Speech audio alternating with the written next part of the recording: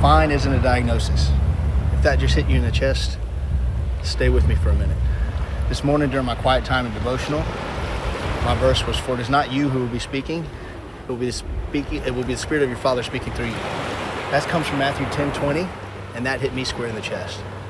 You know, for most of my life, I was waiting to feel ready to slow down, ready to deal with the body that I was ignoring, ready to actually be present with my wife and 4 kids, instead of just showing up exhausted, calling that love. Ready was the lie. It's what we tell ourselves so we don't have to move. And every day I spent waiting was a day I wasn't living the life that I'd already been called into.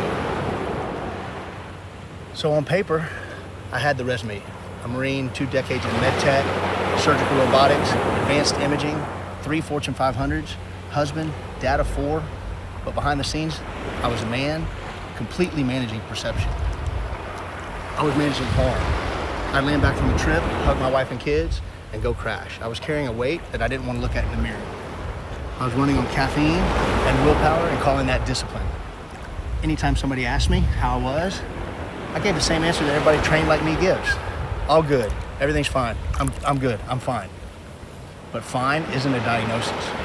Fine was my costume. And then the setback came. I'll spare you the details of the play-by-play, but it forced me to answer a question I couldn't outwork. Is the man that I'm performing to be actually the man that God called me to be? And the honest answer, well, that wrecked me. And then it rebuilt me.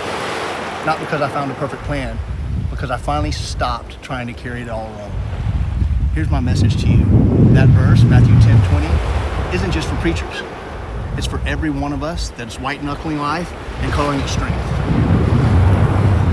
You don't need all the words. You don't need the perfect plan. You just have to move and trust that what flows through you is bigger than you. So hear me when I say this. Stop managing perception. Health is not vanity. It's a performance standard. Your body's the vehicle that carries your purpose, your marriage, your kids, your calling. And the goal is not to get rich. It's to get free. Free from the weight, free from the version of yourself that you've already outgrown.